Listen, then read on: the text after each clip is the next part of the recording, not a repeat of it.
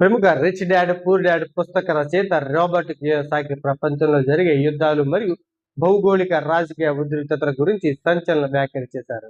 Iran యుద్ధ ప్రభావం, ప్రపంచవ్యాప్తంగా జరుగుతున్న యుద్ధాల నేపథ్యంలో ఆయన చేసిన కామెంట్లు ఆర్థిక వర్గాల్లో తీవ్ర చర్చనీయాంశంగా మారిపోయాయి. ప్రపంచంలో యుద్ధాలు లేకుండా సంక్షోభాలు తలెత్తినప్పుడు సాధారణ ప్రజలు, మధ్యతరగతి మరియు పేద ప్రజలు తీవ్ర ఇబ్బందులు ఎదుర్కొంటారని కియోసాకి పేర్కొన్నారు. కానీ ఇదే సమయంలో సమాజంలో ఒక చిన్న వర్గానికి మాత్రం ఇవి భారీ లాభాలను తెచ్చిపెడతాయని ఆయన అభిప్రాయపడ్డారు. యుద్ధాలు కేవలం సరిహద్దుల మధ్య పోరాటాలు కాదని, అవి తెర వెనుక జరిగే పెద్ద ఆర్థిక వ్యాపారాలు అని ఆయన పరోక్షంగా విమర్శించారు. ప్రభుత్వాలు యుద్ధాల కోసం, సైనిక ఖర్చుల కోసం విపరీతంగా అప్పులు చేస్తుంటాయని, దీనివల్ల ప్రభుత్వ రుణభారం పెరిగిపోతుందని కియోసాకి తెలిపారు. ఈ పరిస్థితుల కారణంగా అధికారిక కరెన్సీల విలువలు క్రమంగా పడిపోతాయని, ద్రవ్యోల్బణం విపరీతంగా పెరుగుతుందని ఆయన ఎప్పుడు హెచ్చరిస్తూనే ఉంటారు.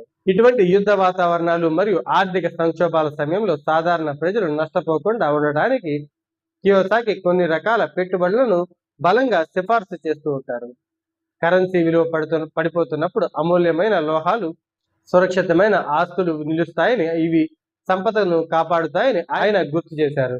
భవిష్యత్తులో కేంద్రీకృత కరెన్సీ వ్యవస్థలపై నమ్మకం సడలినప్పుడు డిజిటల్ అసెట్స్ అయిన బిట్కాయిన్ రక్షణ కల్పిస్తాయని ఆయన తరచుగా వాదిస్తూ ఉంటారు. ఇరాన్ లేదా మధ్యప్రాచ్యంలో చెలరేగే ఉద్రిక్తతలు ప్రపంచవ్యాప్తంగా చమురు ధరలను ప్రభావితం చేస్తాయి. ఆయిల్ ధరలు పెరిగినప్పుడు ఇంధన కంపెనీలు, ఆయుధాల తయారు చేసే రక్షణ రంగానికి చెందిన పెద్ద కంపెనీలు అపారమైన లాభాలను ఆర్జిస్తాయని కియోసాకి ఈ వ్యవస్థలోని సమానతలను ఎత్తి చూపుతూ సాధారణ ప్రజలు తమ ఆర్థిక భద్రత కోసం ప్రభుత్వాలపై కాకుండా స్వతంత్రమైన ఆస్తులపైనే ఆధారపడాలని సూచించారు.